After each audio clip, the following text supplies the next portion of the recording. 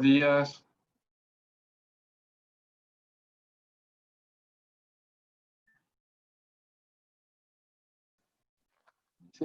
Empezamos la grabación.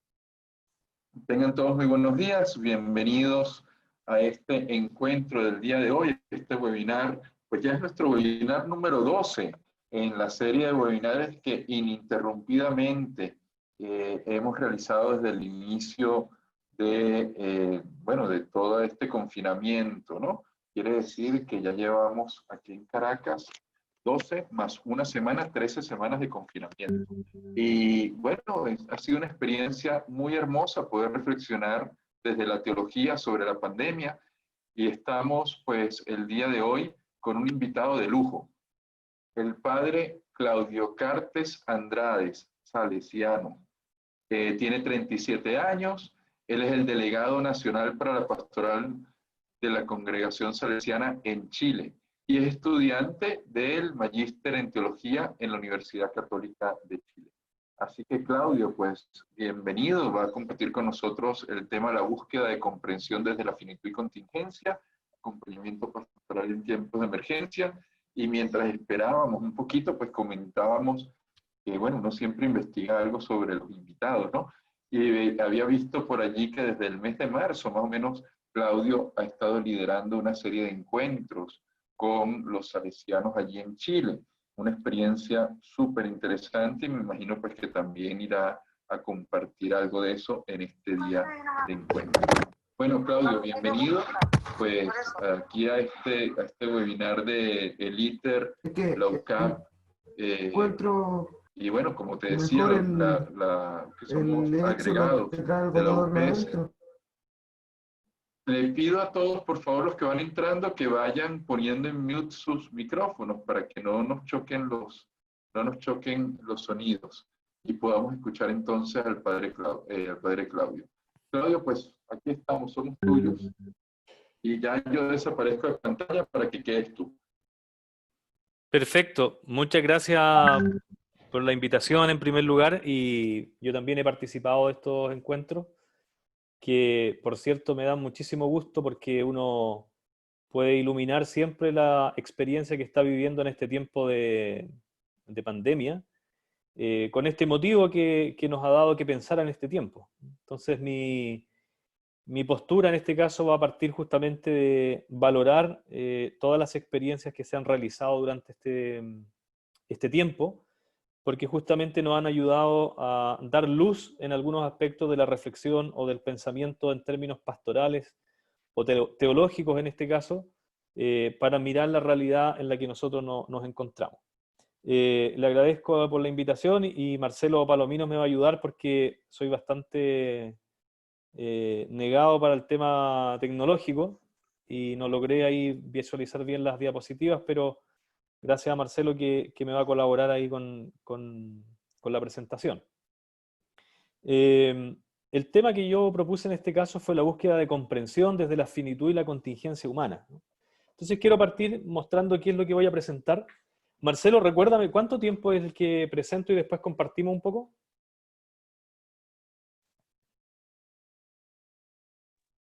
A ver, por aquí está Néstor. Mira, tienes 40, 45 minutos para compartir y luego Estupendo. Podemos Perfecto. hacer Diálogo. Estupendo. Échale nomás, Marcelo, con la primera parte, la primera diapo.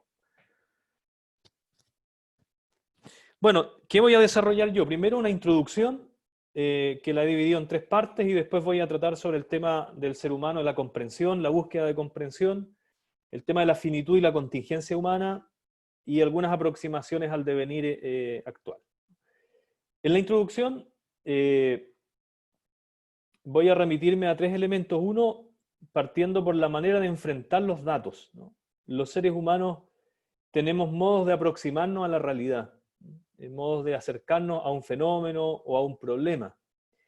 Yo he puesto aquí básicamente 3 modos de acercarse a la realidad, ¿no? Un modo es una manera histórica, o diríamos de una manera prácticamente externa, donde uno mira la realidad, la observa, mira un fenómeno desde que el fenómeno nace, se desarrolla hasta la decadencia del fenómeno en ese devenir del mismo, y por lo tanto tiene una mirada bastante holística, bastante amplia del fenómeno, de la realidad, y con sus datos propiamente tal que podemos llamar datos históricos.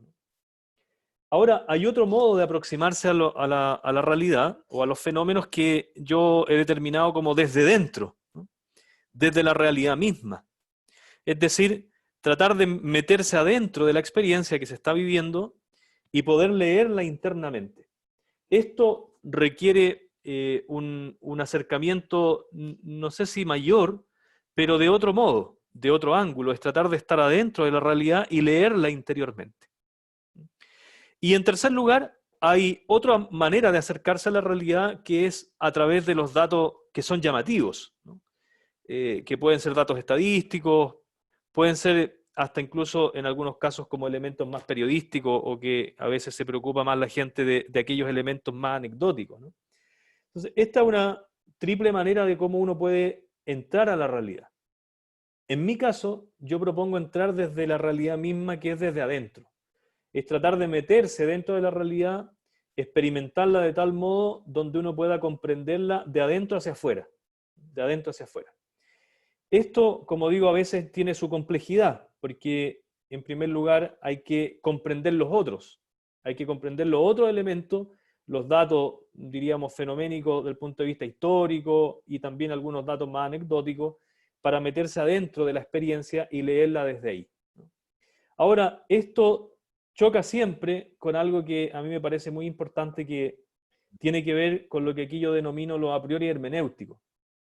Esto a priori hermenéutico, el nombre parece así muy sofisticado, pero no es nada más que los elementos con los cuales uno cuenta previamente a encontrar una experiencia. Los elementos que están en el ser humano mismo y que uno encuentra para dialogar con una experiencia determinada, ¿no? Encontramos una experiencia que nos viene a la realidad y de pronto nosotros tenemos ya esta determinada estructura de ser, este modo de ser humano, con las propias experiencias personales, ¿no? A esto es lo que técnicamente podemos llamar como a priori hermenéuticos, que son nuestras propias convicciones, ¿no? La manera como nosotros llegamos a enfrentar una realidad que se nos presenta a veces como muy positiva según el punto de vista o muy negativa según el punto de vista. Es decir, de acuerdo a nuestros a priori hermenéuticos, a la manera como nosotros enfrentamos el mundo, es que los a priori nos van a ayudar o a veces a enredar, ¿no? A veces nos van a complicar para entender un fenómeno. Esto ha sido tratado muchas veces en ámbitos de filosofía como la manera como uno percibe la realidad. Es como uno se aproxima a la realidad, cómo la percibe. Eso a veces está condicionado por estos a priori hermenéuticos que yo llamo, que en el fondo son las convicciones que uno tiene, ¿no? La historia familiar, la historia de su orden cristiana, de su fe, de las experiencias que uno tiene. A esto muchas veces también le llaman un saber connatural, ¿no? Algo que uno ya tiene en sí mismo y que no siempre lo verbaliza. En los modos de saber siempre se hace este análisis, ¿no? El saber preconceptual que se eleva después al concepto cuando se arraiga en la conciencia, ¿no? Esto mismo, con otros nombres, es lo que yo he puesto aquí como a priori hermenéutico. Entonces, primero tenemos estas tres maneras de acercarnos a la realidad, pero también siempre las tres maneras se chocan con los a priori hermenéuticos, que son los convencimientos que todo ser humano tenemos. ¿Por qué me parece importante esta introducción?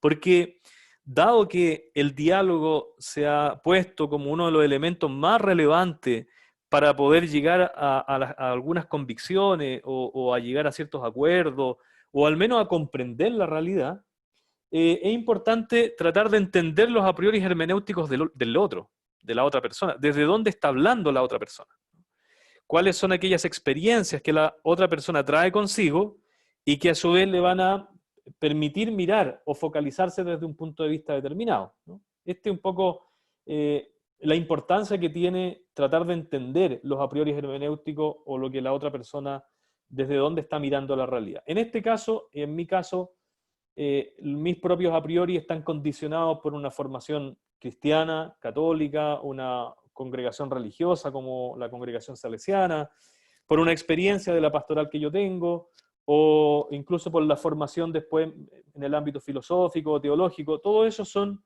experiencias a priori mías que van a condicionar mi discurso, que van a condicionar mi manera de ser, mis palabras mismas y las reflexiones que yo hago. Bueno, vamos entonces, después de esta introducción, al primer punto que se refiere a la comprensión. Ahí, exacto. Anterior nomás, Marcelo. Ahí. El ser humano ha buscado continuamente comprender. Esto es muy interesante porque en la historia de la humanidad, y uno lo puede graficar más todavía cuando se mete adentro, siempre desde dentro de la historia de la filosofía, por ejemplo, cómo el ser humano ha tenido una historia en la que ha buscado comprender los hechos de la realidad, partiendo de las experiencias normales que uno tiene en la experiencia cotidiana. Es decir, que la comprensión es algo que pertenece a la búsqueda de la humanidad, del ser humano mismo. Comprender no es solo describir un dato del fenómeno, ¿no? No es solo comprender un dato del fenómeno que se nos presenta en la realidad. La comprensión está más vinculada con la búsqueda de la unidad de la totalidad. Si nosotros miramos el desarrollo de la filosofía, por ejemplo, vamos a encontrar al inicio cómo hay una atención de comprender la unidad en la diversidad. Esto es normal, porque la vida se nos presenta siempre diversa.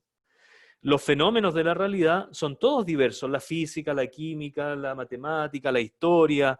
El devenir de la historia es continuamente una explosión de diversidad.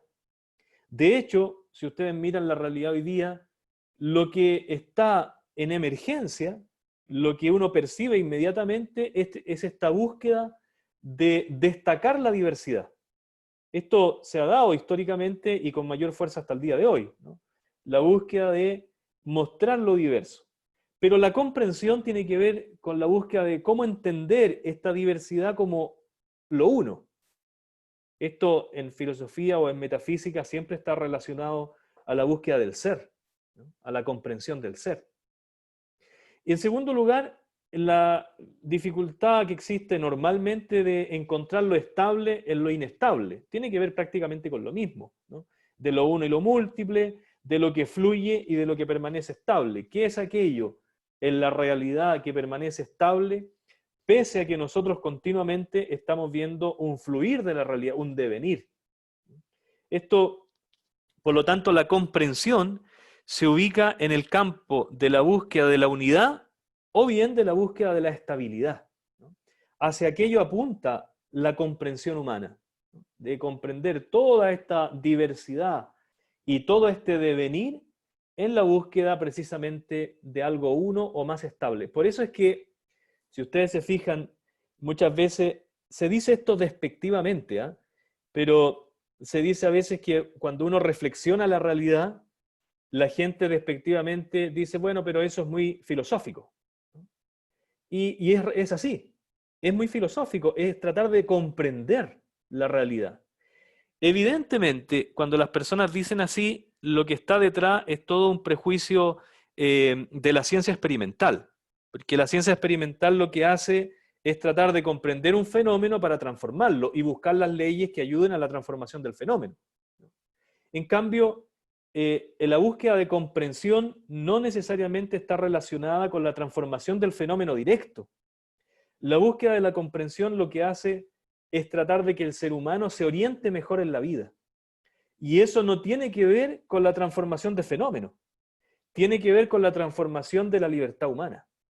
Tiene que ver con la manera en cómo el ser humano se instala en la realidad y a la luz de una comprensión de ella, de manera unitaria o de manera estable, trata de orientarse en la vida. Por lo tanto, las reflexiones que se realizan a partir de una experiencia o de un problema puntual, cultural, político, económico o religioso, a partir de un problema puntual, se trata de entender unitariamente la realidad para orientarse mejor en la vida, para orientarse el ser humano mejor en la comprensión de la diversidad. De este modo, siempre la comprensión, y sobre todo hoy día, va a ser algo que va a estar visto como algo muy abstracto, ¿no? La gente siempre dice de una manera muy elegante, pero dice, eso es muy filosófico, para decirte en el fondo que nos sirve de mucho. Nos sirve de mucho para cambiar el fenómeno de la realidad actual, ¿no? Pero sí sirve en ese sentido pragmático que existe por la formación cultural de todos nosotros, sí sirve para la transformación misma del ser humano, la comprensión. Entonces, lo primero que yo quería plantear, el punto uno, es la continua búsqueda de comprensión, que es necesaria absolutamente para el ser humano. De hecho, el ser humano necesariamente se mueve en estos niveles de la comprensión de la realidad. Tratar de comprender lo diverso, tratar de comprender lo inestable. Miren, hoy día yo no conozco mucho la sociología, tampoco conozco mucho otros niveles de análisis de la realidad, pero los grandes sociólogos hoy día hablan de esta realidad fluida, ¿no? Algunos dicen líquida, inestable, escurridiza, que en el fondo es una misma manera de entender la realidad como deviene, y cómo va diversa, y cómo se te fluye de las manos. Pero por lo tanto, lo que hace a ese nivel el sociólogo es tratar de obtener una imagen y cristalizarla en un concepto de cómo es la realidad, de cómo se percibe en ese momento cultural y en ese momento histórico, ¿no? Cómo está siendo la realidad en ese momento. Por lo tanto, nosotros, esa es una manera de entrar, les decía hace un rato, es una manera de entrar desde lo histórico, ¿no? Desde esa fotografía que se hace al fenómeno de la realidad. Pero todos coinciden en que hoy día existe esta fluidez y esta liquidez, lo que es líquido, lo que se te va de las manos, cómo pasa rápido, en fin, ¿no? Por lo tanto, nosotros y el ser humano necesitamos recuperar la búsqueda de la comprensión de la realidad, que tiene más que ver con esta búsqueda de unidad. Échale nomás, Marcelo. Ahora, en esta búsqueda habría que comenzar por una cuestión muy simple. ¿Qué es aquello que a nosotros nos da que pensar? Por lo tanto, habría que mirar en la realidad, y de hecho aquí tenemos muchísimos elementos que nos dan que pensar, y que nos dan que pensar en la búsqueda de una unidad, en la búsqueda de una comprensión de la realidad. No para explicar un fenómeno, porque eso te lo va a dar la física, la química, la biología y algunas ciencias humanistas. Te van a dar la posibilidad de comprender a ese nivel del fenómeno la realidad, pero no de la comprensión total. Entonces hay que partir siempre buscando aquello que da que pensar a la humanidad. A nosotros, evidentemente, cada cual de nosotros, por estos a priori hermenéuticos, las cosas que nos dan que pensar son muy variadas y son muy diversas también, ¿no? Pero yo creo que siempre es bueno buscar en la cultura cuáles son aquellos elementos que nos dan que pensar. Hoy día nos da que pensar no solo el fenómeno de la pandemia que está en la realidad, que existe y que se deviene en la realidad, pero nos dan que pensar también el dolor, nos da que pensar la muerte, nos da que pensar la fragilidad. Yo aquí pongo el tema de la finitud, la contingencia humana. Nos da que pensar el problema global de la economía, el problema de la política, el problema del futuro, ¿no? Cómo deviene el futuro. Todos esos son elementos que nacen de la realidad y sobre los cuales dan que pensar, ¿no? Dan que pensar. Hay que hacer un esfuerzo, por tanto, ahí yo pongo continuo, de ponerse a este nivel humano. Es un nivel espiritual, ahí falta una letra, pero es un nivel espiritual, ¿no? Evidentemente que esto que estamos hablando no es popular, o sea, estamos hablando de vivir los seres humanos al nivel que nos corresponde, que es el nivel de la espiritualidad. ¿Por qué digo esto? Porque ordinariamente uno vive al nivel de lo contingente, que es la realidad, ¿no? De lo contingente, que son los propios problemas. Es decir, nadie discute que uno tiene que estar continuamente resolviendo conflictos que devienen en la realidad. El punto está en que no puede el ser humano dejarse aplastar por aquella devenir contingente de la realidad. Esto ha sido muy estudiado desde el punto de vista teológico y filosófico en varios niveles. Les pongo, por ejemplo, el ejemplo de Martin Heidegger, cuando dice que efectivamente hoy no se piensa o no se trata de buscar el ser. Y esto ocurre precisamente porque estamos metidos en la contingencia. Por ahí un autor que voy a tratar a nivel teológico, un autor alemán que se llama Karl Rahner, él dice, los seres humanos pasamos de largo de la búsqueda de la comprensión, de comprender la unidad en la diversidad, de comprender lo estable en lo inestable, porque nos dejamos arrastrar por el peso de la inercia de lo objetal, dice él, en esos términos, de las cosas cotidianas. Nos dejamos envolver. Y es normal que nos dejemos envolver por ello, porque son las cuestiones que más nos apremian, Pero llegado a un punto, es necesario que el ser humano vuelva a recuperar el nivel que le corresponde a la humanidad de moverse a estos planos más espirituales, que no son solo, aquí el tema de lo espiritual lo estoy tratando no solo como el término religioso, sino como la búsqueda de la comprensión, ¿no? Por eso estoy vinculando estos dos temas. Evidentemente que estas cosas que estamos hablando no son populares, ni tampoco son, a veces se les trata como algo, bueno, son muy filosóficos, se dice, ¿no? Son temas muy filosóficos. ¿Y por qué pasa esto? Es porque estamos estigmatizados por la búsqueda de la utilidad de las ciencias, sobre todo experimentales, ¿no? Todos conocemos esa distinción que se hace de las ciencias experimentales, las ciencias formales y las ciencias filosóficas o metafísicas. Evidentemente que la ciencia experimental que trata de cambiar el fenómeno de la realidad para cambiar las condiciones, permea mucho en el condicionamiento del pensamiento y se mete en lo que hemos llamado los a priori culturales. Échale nomás, Marcelo. Ahora, estos niveles de comprensión, de los cuales yo les he comentado, existen diversos también, ¿no? Hay uno básico que es la comprensión literal de las cosas, diríamos, de este mundo de los fenómenos, ¿no? El entero leer literal de la realidad. Existe también una comprensión holística, cómo lo que veo, lo que leo se sitúa en una comprensión más amplia.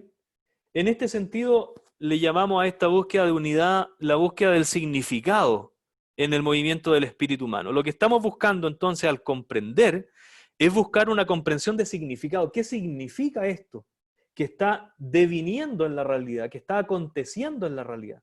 ¿Qué significado le vamos a dar nosotros como seres humanos que nos movemos a estos niveles espirituales? ¿Qué significado le vamos a dar? Después hay otra comprensión que está más en el plano metafísico, que es la comprensión diferencial de por qué algo es importante y otra cosa también lo es, ¿no? No porque algo es importante y otra cosa no, sino porque hay cosas que son siempre importantes y legítimas de poder reflexionar. Pero aquí a donde yo me estoy moviendo, estoy más bien en el plano de la búsqueda del ser humano de la comprensión, que se refiere a la búsqueda de una comprensión de un significado, de la experiencia que acontece y que deviene en la realidad, ¿no? Échale nomás, Marcelo. Bueno, aquí quise poner un par de expresiones de este autor que les decía, de Rahner, que me parecen iluminadoras para entrar al segundo punto que tiene que ver con la finitud humana. Entonces, hice primero esta introducción que se refiere a estos a priori hermenéuticos, que se refiere a esta búsqueda de la comprensión misma en el punto 1, y me quiero dedicar ahora al tema de la finitud. Es decir, que algo que nos da que pensar a propósito del contexto actual tiene que ver justamente con la experiencia humana de la fragilidad, ¿no? Es un tema que se ha discutido, que hemos tratado también en estas mismas experiencias de webinar o encuentros que se hayan sostenido, donde se habla precisamente de la fragilidad humana. A mi modo de ver, el punto más determinante de este tema se refiere que por el mismo devenir de la cultura, por el hecho de que la misma cultura moderna hasta el día de hoy haya llevado a un ensalzamiento de la fuerza del mismo cogito cartesiano, de la razón moderna, esto ha devenido en una fuerza unilateral. Es decir, que la razón misma se ha puesto como foco de atención a tal nivel que ha opacado otras experiencias de la humanidad. Si ustedes lo miran en la historia de la filosofía, esto es lo mismo que ocurrió años atrás con el nacimiento del existencialismo, que en el fondo, en la razón ideal, el idealismo, diríamos, absoluto, que postularon el mismo Hegel y las escuelas hegelianas, de pronto deviene que poner este nivel absoluto opaca o viene a menos una realidad humana como es la misma experiencia de la finitud.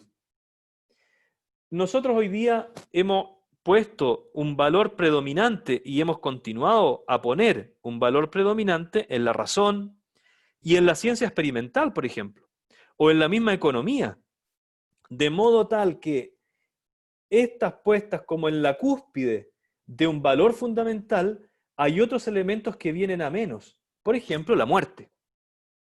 Por ejemplo, algunos psicólogos llaman el agotamiento, o algunos más cercanos a la vida cristiana han usado este término del burnout como un agotamiento psíquico, ¿no? Un agotamiento psicológico de los que cuidan a los cuidadores, ¿no? ¿Quién se ocupa de cuidar a los cuidadores? Porque el trabajo con personas es muy agotador. Entonces, ha ocurrido que por haber puesto un valor predominante de la cultura, hay otros valores que devienen subalternos. Y entre esos valores yo creo que están elementos que son propios de la condición humana: su contingencia, su finitud, la muerte, la experiencia del fracaso humano. Eso ha estado puesto en un segundo nivel por haber ensalzado otros valores. No es que esos valores no estén, la muerte, el fracaso, o la finitud, la contingencia, no es que no esté, está igual, pero está en un nivel mucho más bajo. De modo que con este afán de haber puesto algunos valores predominantes en la cultura, otros valores devienen en segundo al lugar subalternados. Miren lo que dice Rahner, que lo dice mejor que yo para explicar esta situación. Cuando se habla del mundo, decimos que este es el nombre de la realidad accesible a la inmediata experiencia del ser humano, es decir, la vida de los fenómenos. Lo que tiene a su alcance, incluyéndose a él mismo, que es en cierta medida todas las cosas, y pese a la finitud de su sistema, está siempre situado a sí mismo como un todo. Esta es una expresión muy hermosa de Rahner, que la viene trabajando adentro del idealismo alemán y adentro de la filosofía propia de los que han conocido antes a Kant, a mismo Hegel, a Fichte, a todo esto que han trabajado todo el tema de la supremacía de la razón a propósito de la absolutez.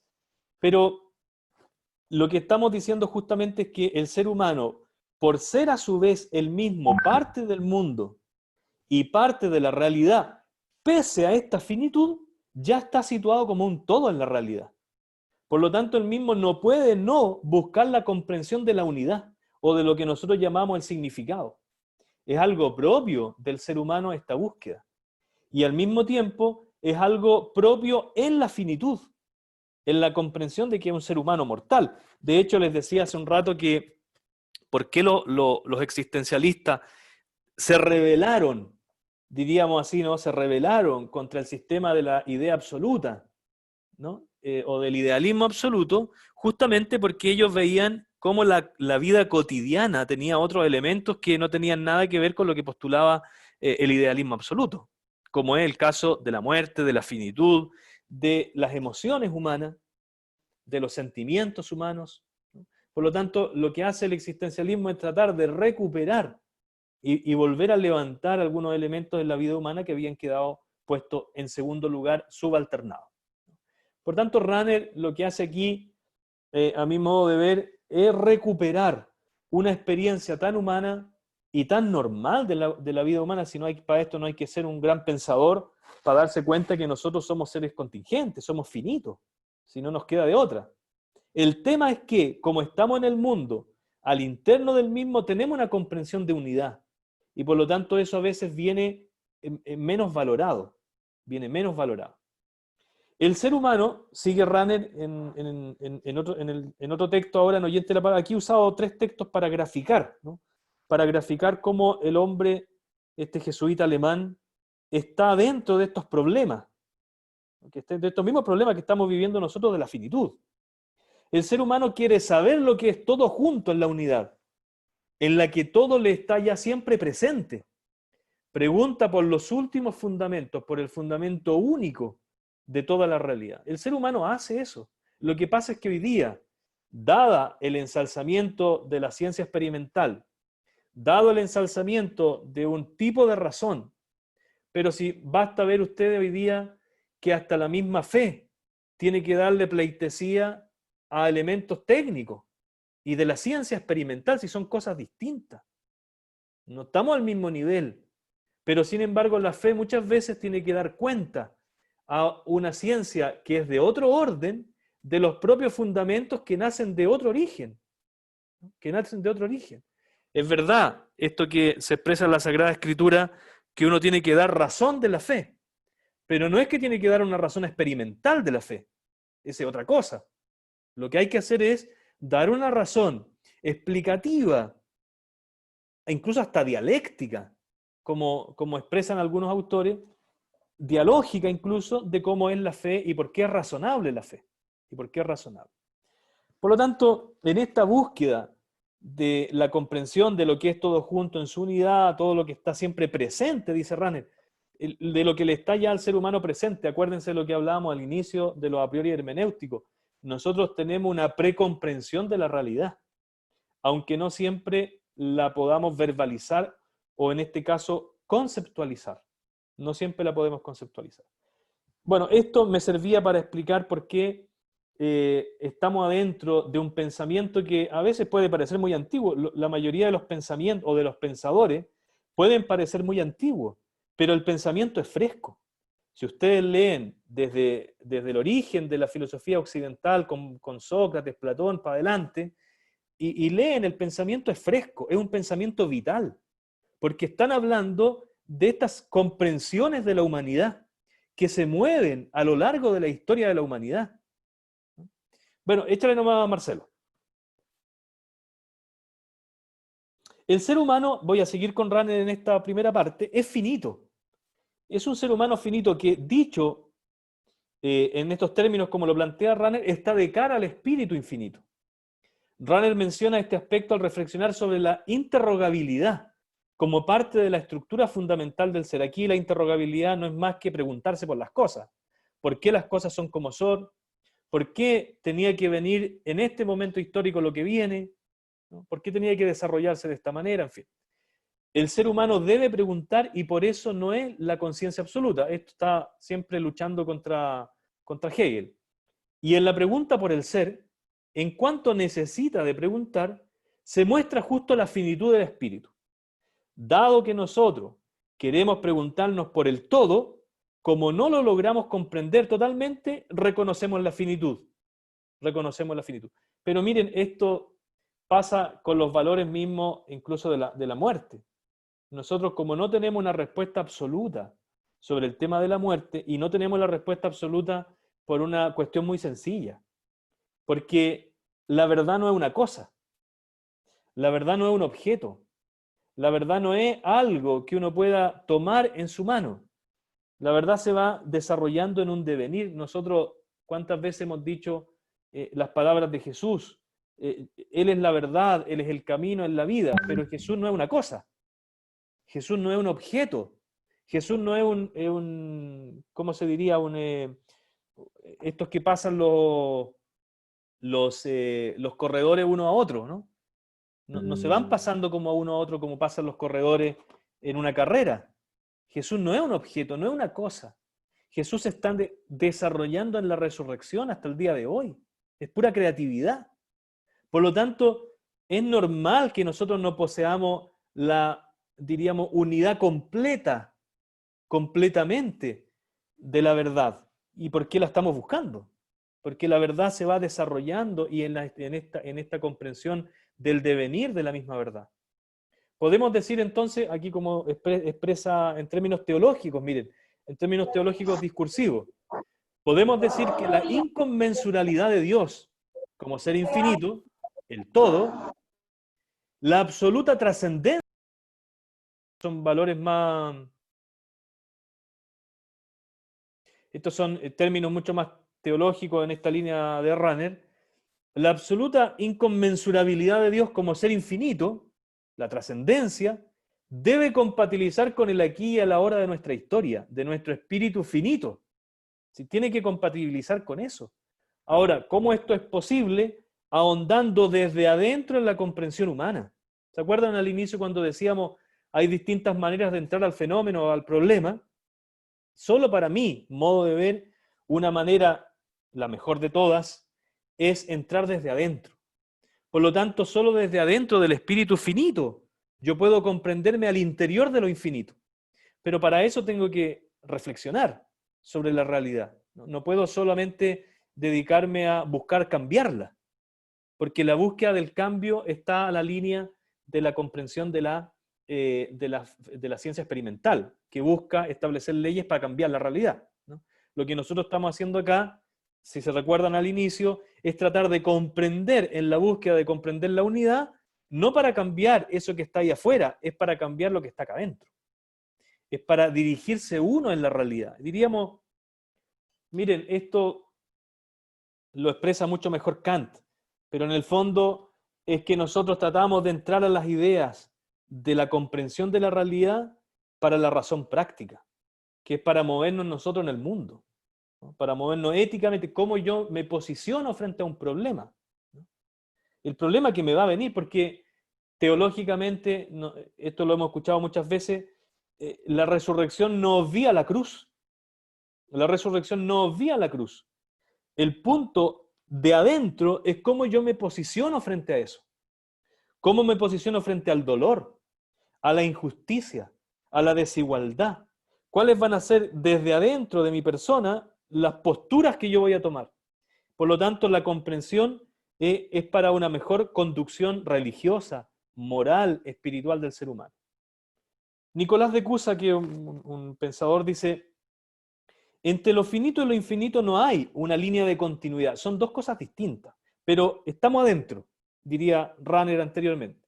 Y aunque tú profundices al máximo en lo finito, nunca vas a encontrar una continuidad para hacerte infinito. Ahora bien, ¿cómo es que tú puedes hablar de infinito si eres finito? La experiencia religiosa te muestra esto. O sea, nosotros, ¿con qué autoridad hablamos de lo infinito si somos finitos? Bueno, este es un tema muy profundo que se trabaja en la filosofía de la religión. En la filosofía de la religión, que en el fondo podemos mencionar nosotros un aspecto de nuestra vinculación religiosa con Dios, de que estamos adentro de lo infinito. Y podemos hablar de lo infinito solamente porque estamos adentro de aquello. Y nos comprendemos a sí mismos como finitos. Yo aquí pongo un término que usa Runner, que es como la anticipación, dice Runner, ¿no? Es que yo logro entrar a lo absoluto de lo infinito porque yo estoy adentro de ello como ser finito.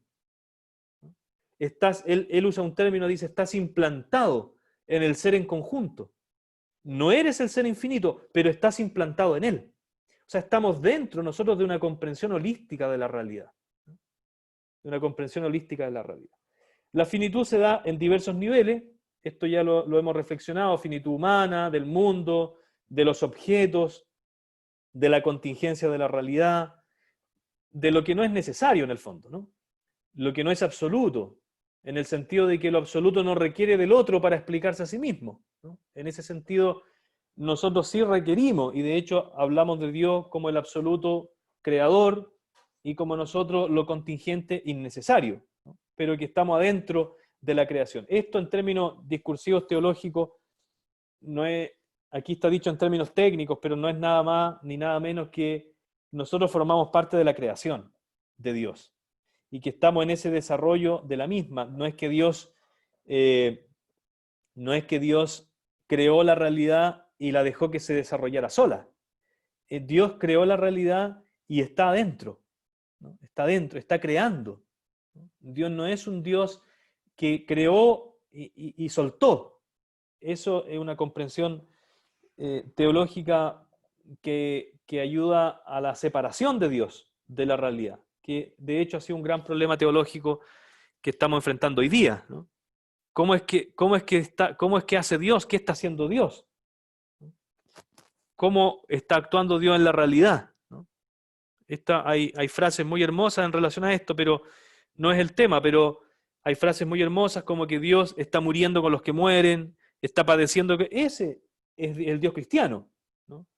No es el Dios de Descartes como un principio de unidad, no es el Dios de Spinoza como la mónada absoluta, no, es es un Dios, el Dios cristiano, que penetra profundamente la existencia humana y la vive Él mismo, ¿no? Adentro, desde adentro. Por eso es que lo que yo les decía, entrar a los problemas, a mi modo de ver, la manera más válida, es más fatigosa también, ¿eh?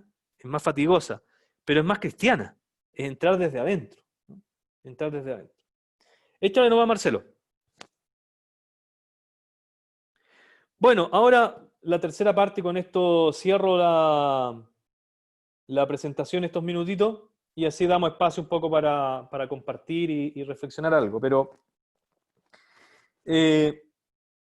por lo tanto, nosotros estamos haciendo todo un excurso de lo importante que es en nuestra experiencia humana comprender.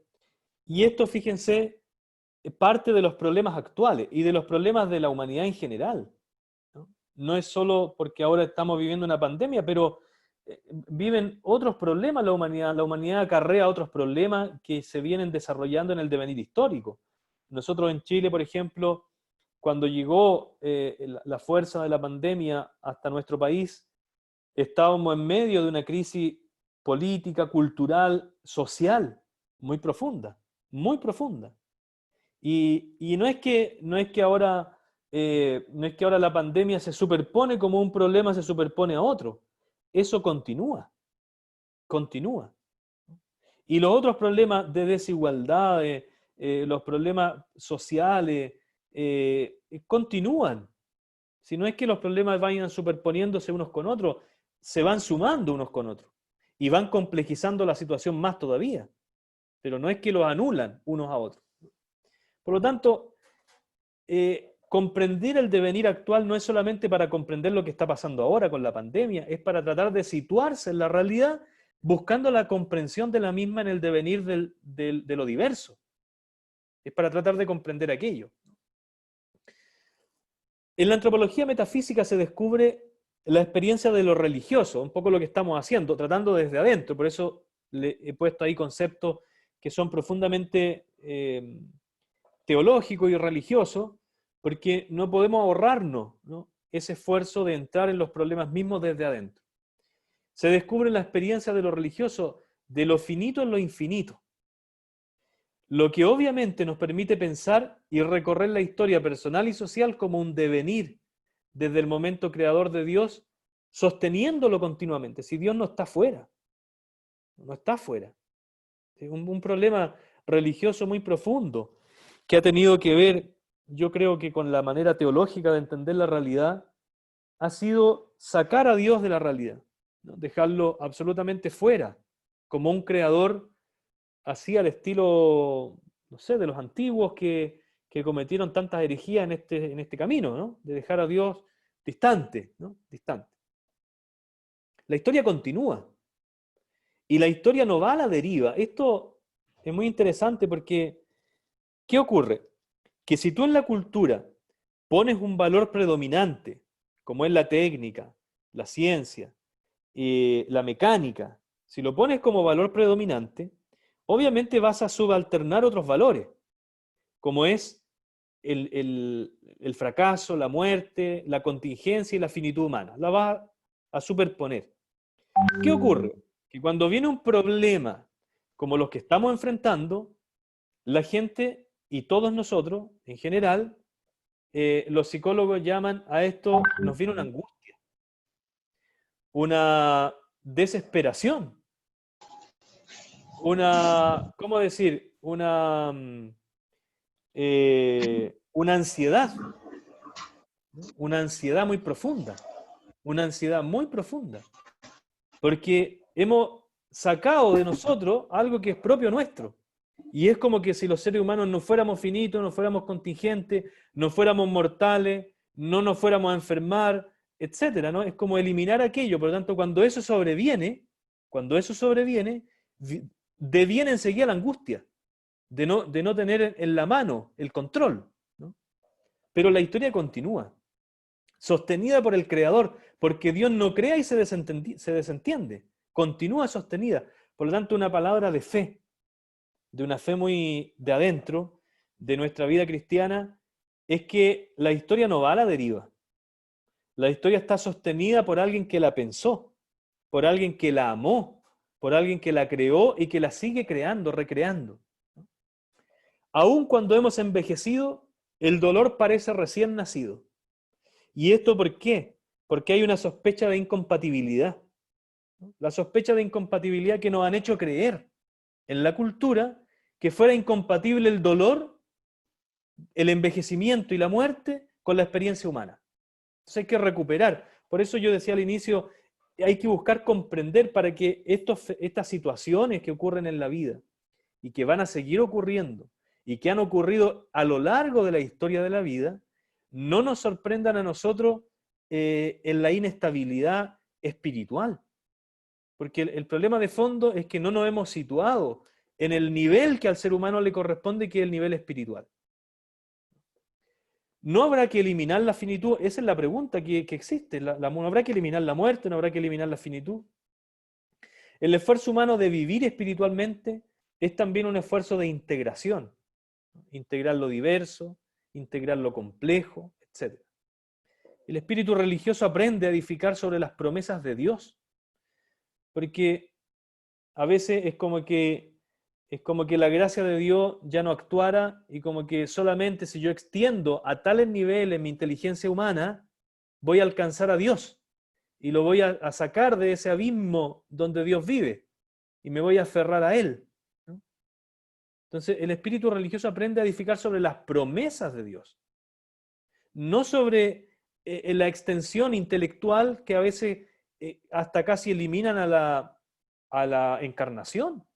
Si a veces hay errores teológicos tan profundos que llegan incluso a casi eliminar la revelación, porque como que si los seres humanos tuviésemos a tal nivel, es lo que decía Nicolás de Cusa, por más que tú extiendas tu finitud, no vas a ser infinito, pero estás dentro de ello.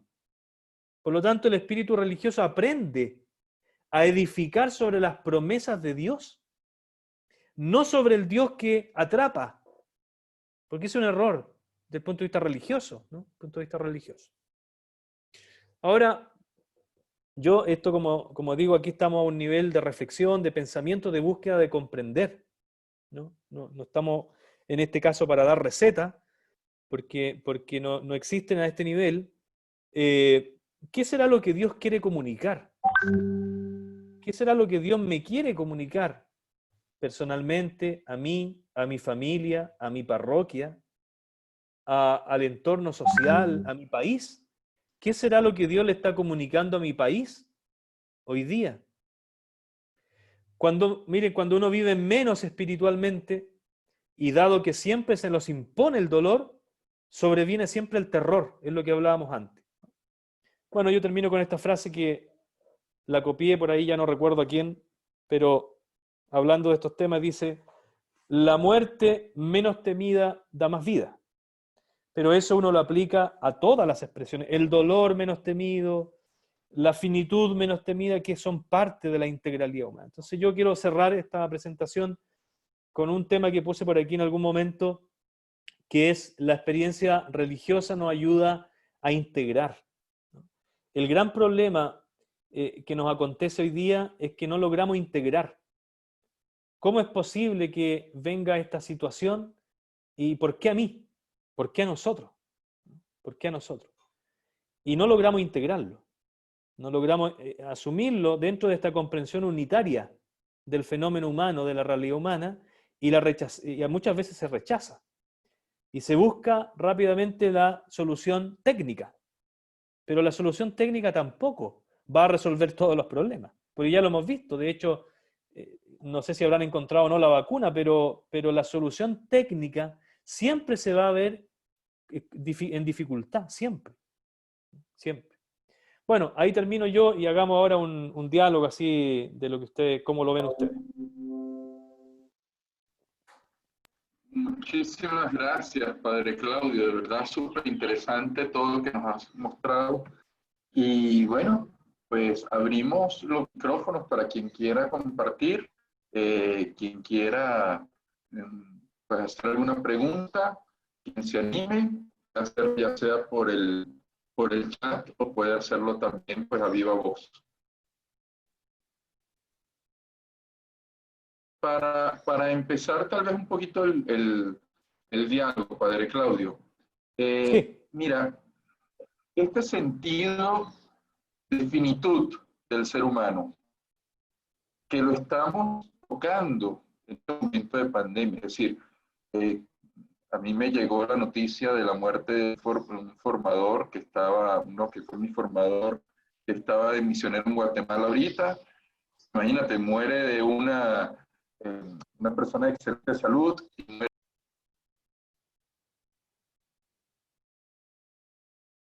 Parece que se nos fue. Sí, creo que se nos cayó. Se le cortó la llamada.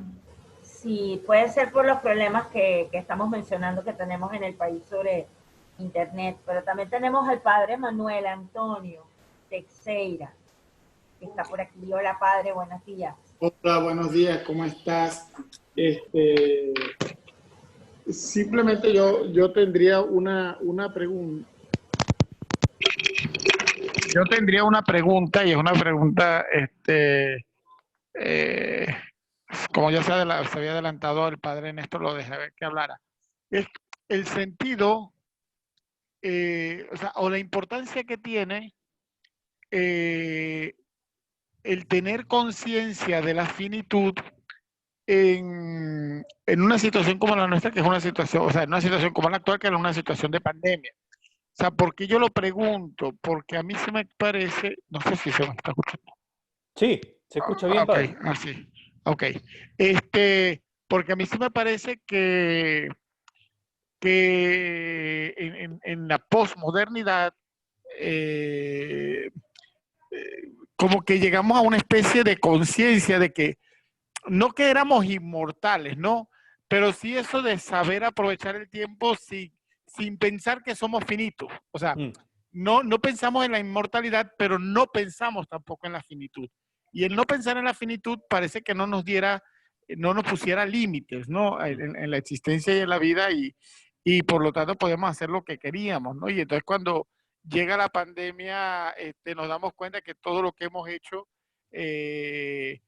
lo habíamos hecho sin pensar en el otro, y que por lo tanto la crisis de la pandemia no era solo una enfermedad, sino que era la política, era la economía, era la educación, o sea, todo un montón de aspectos que van siendo tocados por la bendita pandemia, ¿no? O sea, pero que van siendo tocados además negativamente, que pareciera que destruyera lo que hicimos, ¿no?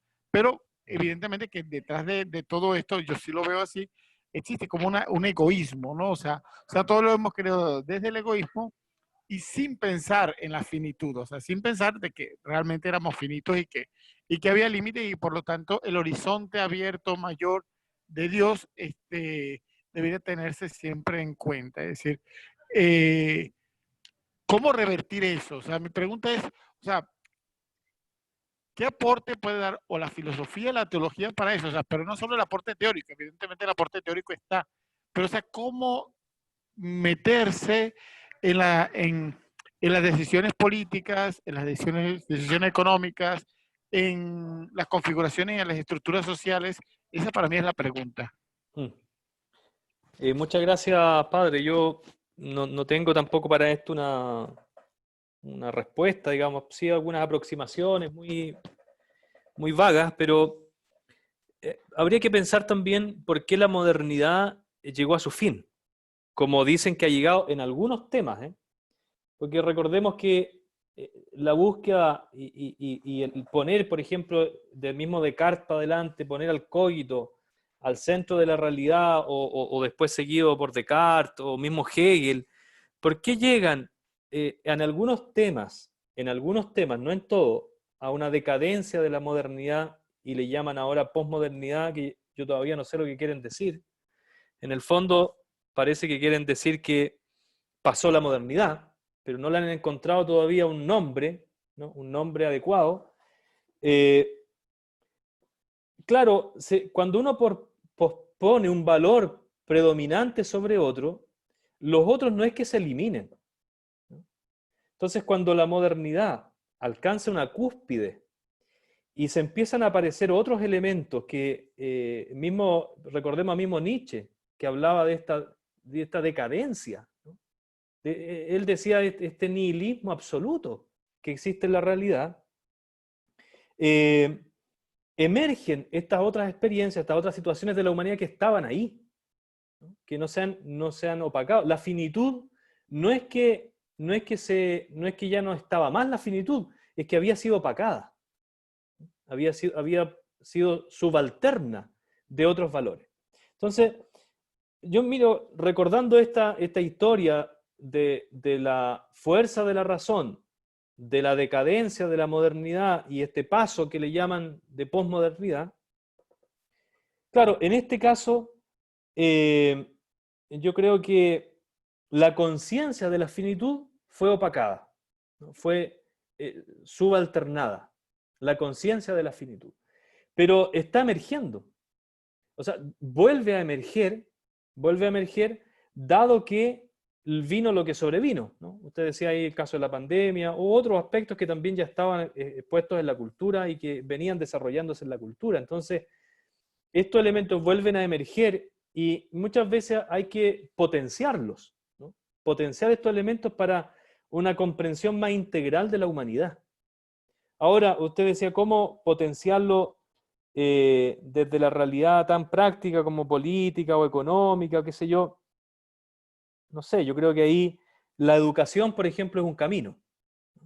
La educación es un camino porque la educación bien entendida y no a disposición de una manera mecánica o de una manera tecnocrática de entender al ser humano, la educación bien entendida yo creo que es un factor que podría posibilitar, potenciar algunos aspectos que estaban menos valorados en la experiencia humana, como es la finitud, propiamente tal, ¿no?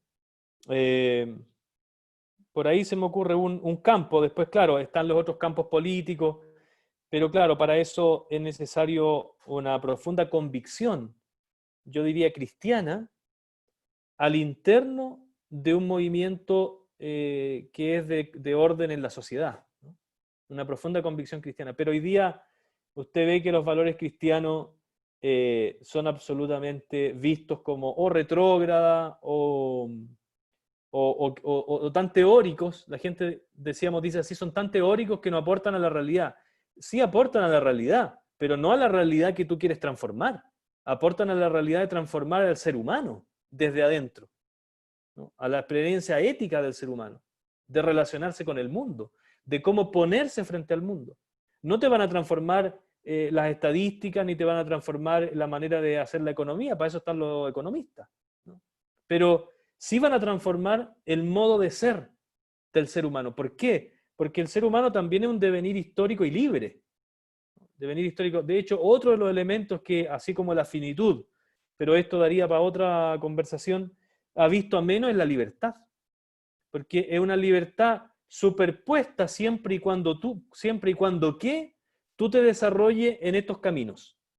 Técnica, ciencia experimental, economía, como consumidor, siempre y cuando tú te desarrolles en estos carriles, eres libre. Pero la libertad, como se entiende la libertad cristiana, es un valor absolutamente degradado. Está puesto como lenguaje, pero al interno diríamos, un casillero, ¿no? La libertad de este porte, cuando la humanidad es plena libertad según el devenir histórico de la realidad de la comprensión cristiana. Entonces, así como la finitud está vista menos, también la libertad. Bueno, y otros elementos más, lo religioso, ¿no? Aquí yo no toqué tanto estos temas, pero me parece que un camino para eso es la educación.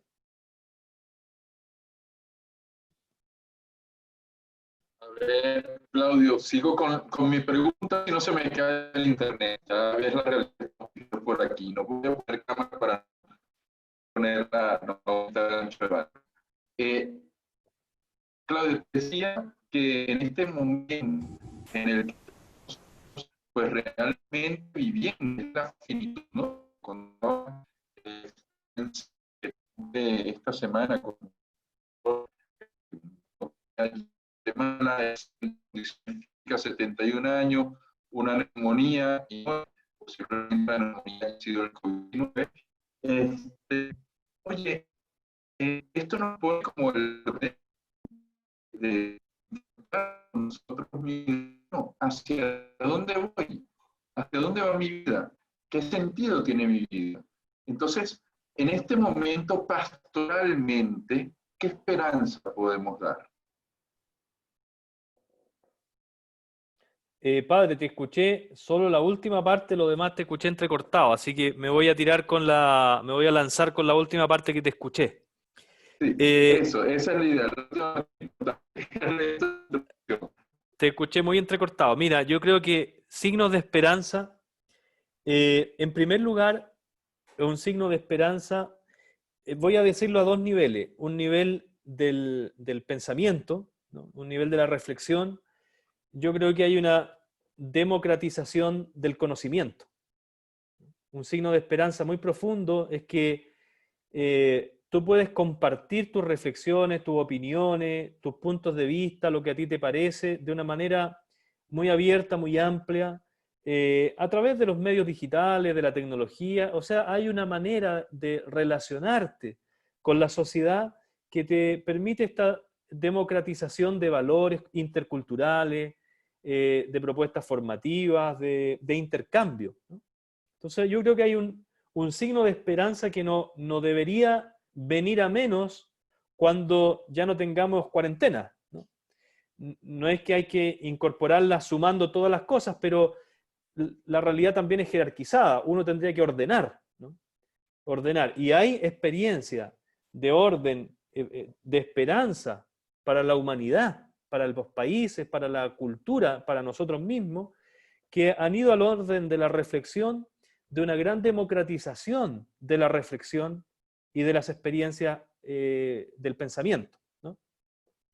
Después, a un orden mucho más contingente, yo creo que el ser humano, así como muestra muchas veces en las crisis, en las dificultades, en los cambios, muchas experiencias horrorosas de maldad humana, también se experimenta la bondad humana.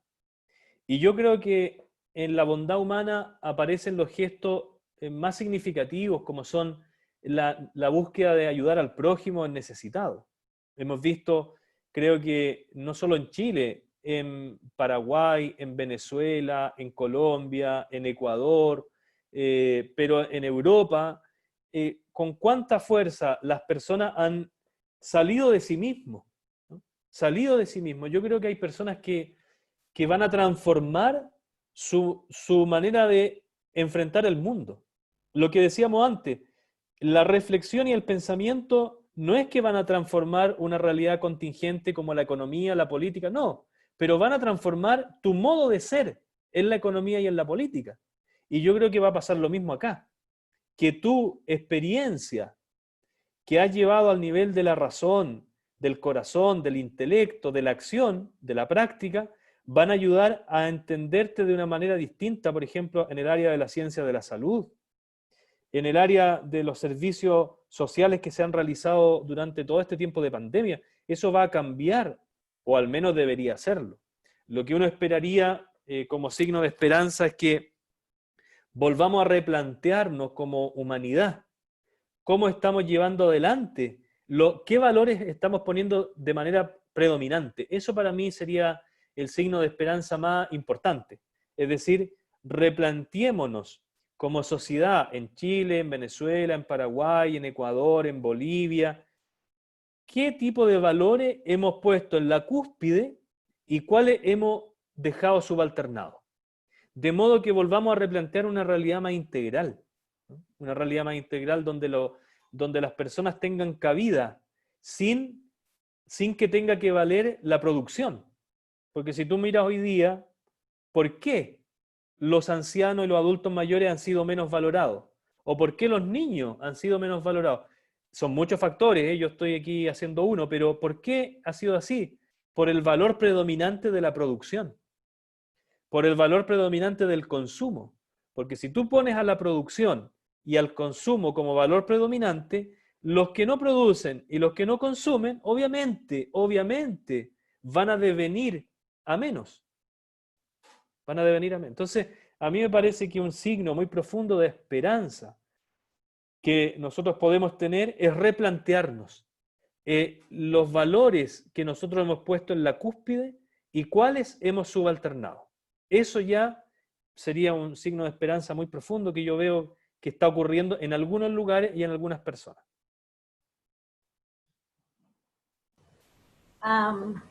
Padre Claudio, gracias. Por aquí hay un comentario de Pamela, dice, yo creo que con el camino generacional y dando valor al tema de la educación emocional, que es tan necesario, temas como la finitud van a ser mejor comprendidos. Antes la formación era solo académica, hoy entendemos que es un todo, y al ser un todo debemos incluir y no segregar las diversas áreas. Sí, gracias por el comentario, porque en el fondo está muy relacionado con esto, porque cuando uno, a ver, los seres humanos somos seres complejos, no somos simples, ¿no? Somos seres complejos. Pero para poder, a ver, todos los seres humanos tenemos un valor básico que es de sobrevivencia. Y para poder sobrevivir en determinadas culturas y en determinados contextos, muchas veces tenemos que mostrar un valor predominante. Valor predominante.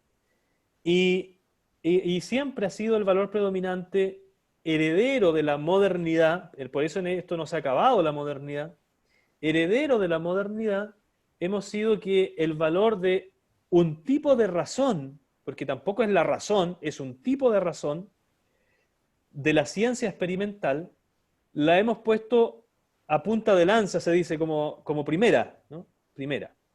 Pero claro, resulta que eso implica subordinar la emoción, subordinar otro tipo de inteligencia, y algunos que han escrito libros sobre el tema de la inteligencia, de las múltiples inteligencias, ¿no? Del ser humano, que en el fondo, fíjense ustedes, es para decir, oiga, no somos una sola cosa, somos muchos, somos muy complejos los seres humanos. Entonces yo encuentro razón en esto, en que al tomar en cuenta otros elementos, ¿no? Al tomar en cuenta otros elementos de la humanidad que son parte de la humanidad, obviamente que deberían aflorar estos otros aspectos como la finitud, hablábamos recién de la libertad, de lo religioso, porque son parte de la humanidad también, ¿no? Son parte de la humanidad también. Y ahí uno entiende, y esto, ojo que no es la razón, pero ayudaría a explicar por qué se producen los fenómenos sociales. Yo, como digo, no soy sociólogo, ni en mi campo, pero ayudaría a explicar por qué se producen los fenómenos sociales.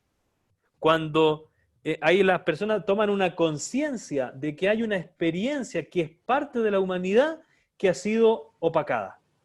Que ha sido opacada. Entonces viene el despliegue, como el brotar de otros elementos que no habían sido puestos en el tapete de la cultura. De la cultura. Entonces, yo encuentro razón en eso que dice ahí Pamela, ¿no? Gracias, Padre Claudio. Yo no sé si el Padre Toñín tendrá algo más por allí. No, yo solo quería decir una cosa, es para que, a ver si el padre Claudio me puede responder. O sea, a mí el tema, que es un tema que yo también cuando estabas exponiendo se me vino y después, ahorita que volviste a mencionarlo, lo retomo, es el tema de los valores, es decir, cómo hablar de valores en una sociedad fragmentada. Sí, porque realmente, aunque le queramos llamar posmoderna o no, lo cierto es que es una sociedad fragmentada, y para mí yo entiendo fragmentada es que lo que vale para mí no vale para el otro. Y además yo utilizo además ya esa palabra a propósito, lo que vale para mí no vale para otro, significa que lo que es un valor para mí no es un valor para el otro. Y lo que yo concibo como valor de vida, o lo que concibimos como valor de vida, o sea, la vida es un valor, aquí en América Latina no es lo mismo lo que es un valor en otros lugares del mundo. Entonces simplemente sería eso. O sea, ¿cómo hablar de valores? Porque a mí me parece que es tan complejo lo del tema de valores. Y yo lo digo después de Nietzsche. O sea, después de Nietzsche, a mí me parece que los valores como elementos universales, aceptados por todos, casi que de forma neutra, ese discurso no se da. Entonces cuando me dicen, vamos a dar valores, ajá, pero ¿qué significa dar valores? Es decir, dar un elemento neutro o dar un elemento con el que una cultura se identifica y le hace ser mejor cultura, pero no desde un modo neutro, sino desde la cultura que está presente allí. Gracias. Sí. Gracias, padre. Estamos exactamente este tema que usted plantea nos daría para otro encuentro con gente que se maneje más en estos temas. Pero ciertamente, de hecho Nietzsche mismo decía, no existen estos transmundos, ¿no? No existen los transmundos, o sea, no hay estos valores así ya absolutos, como se habían movido en la época medieval, por ejemplo, o como nosotros nos han llegado a través de la historia del conocimiento. Ahora, yo aquí lo que pondría solamente como algo muy marginal y como una nota, es que a veces uno confunde el valor con un bien, ¿no? El valor con un bien. La economía es un bien. La vida es un bien. El amor, todo es un bien. Lo que ocurre es que la estimación valórica que se le da a ese bien es diversa. A veces en la sociedad uno lo escucha a los mismos jóvenes o también a los adultos que a veces esto es un prenotando, digamos, una manera de aproximarse, ¿no? Pero se confunde el valor con el bien. Un bien, hay cosas que, supongamos, el valor que le dio a la economía San Francisco de Asís u otro santo, no es el mismo. Es un bien para los dos, es un bien. Pero el valor que yo le doy a aquello es diverso. El agua es un bien, pero el valor que yo le doy a eso, por eso es que yo aquí generalmente en estos temas hablo de la estimación valórica. La estimación valórica de la realidad ha cambiado. El ser humano es un bien, pero la estimación valórica es diversa a como fue hace 10, 20 o 30 años atrás acá. La educación integral es un bien, pero el valor que yo le doy es distinto. Entonces, evidentemente, como usted plantea, a veces lo complejo de estas situaciones, primero distingamos a qué le vamos a llamar un bien. Hay cosas que son un bien objetivo para la realidad, como el agua, la electricidad, los medios técnicos, son un bien, ¿no? Ahora, ¿qué valor le voy a dar yo a eso? Yo diría que aquí el tema, como usted bien lo plantea, está en la educación a la estimación valórica, ¿no?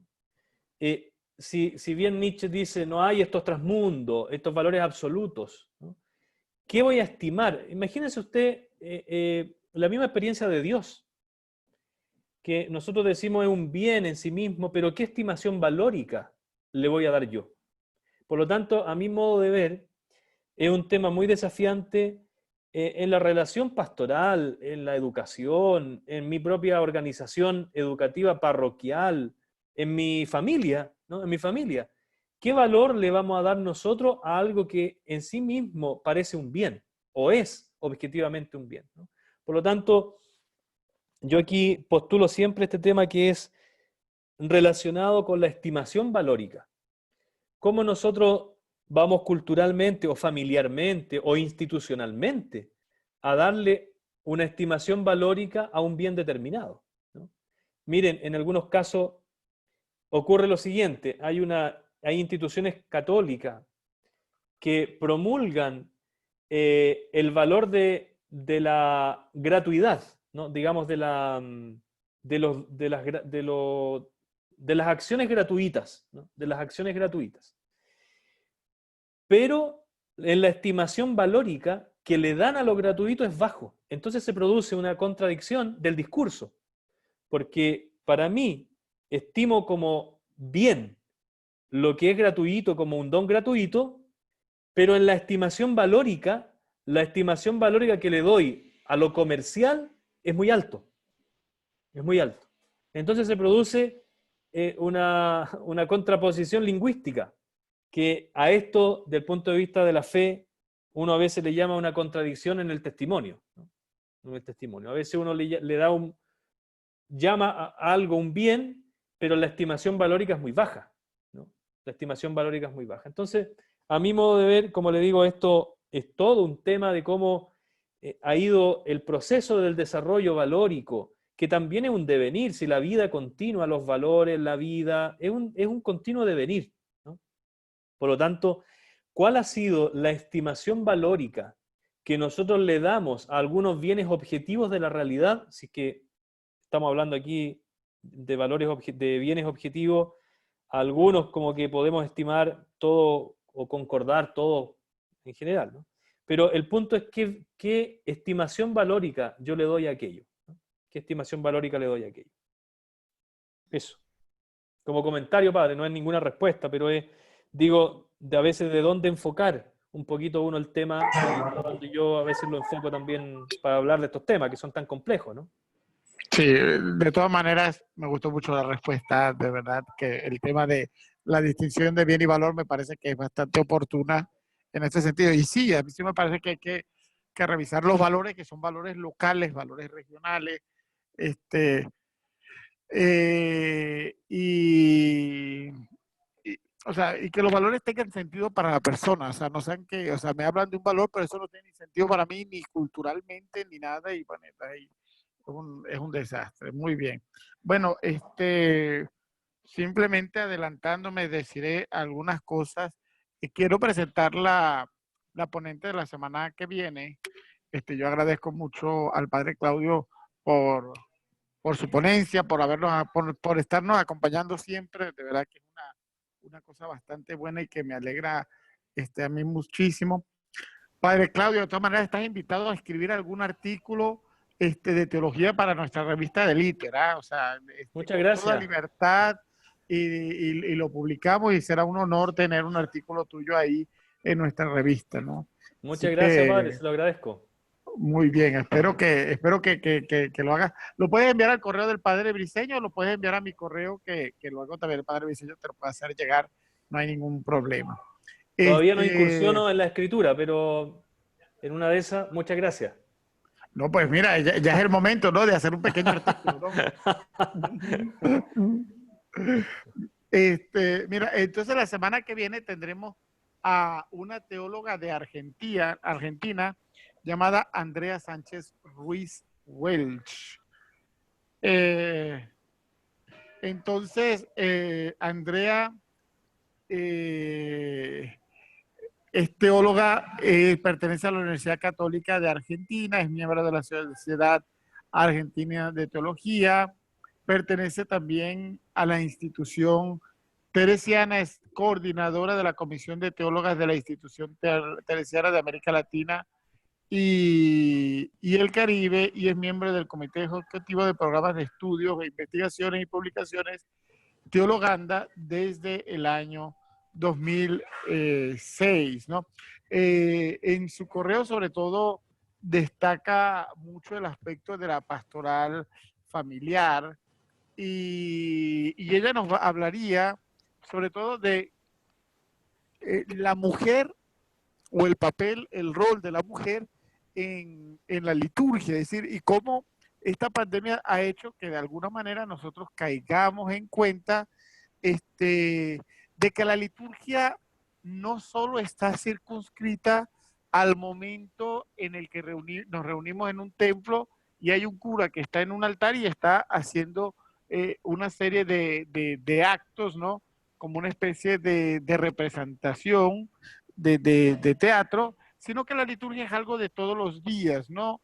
O sea, y que la mujer es responsable también en la confección de la liturgia desde el hogar, desde su responsabilidad familiar. Entonces sería más o menos ese el tema que tendría ella para la semana que viene, ¿no? Entonces, muchísimas gracias de verdad, Padre Claudio, y esperemos que algún día venga aquí a Venezuela y hagamos alguna conversación cara a cara, ¿no? Muchas gracias a ustedes por este momento, que a mí me gustan mucho estos encuentros, son muy agradables y muy formativos. Muy bien. Qué bueno. Bueno, Néstor, ¿tienes algo que decir?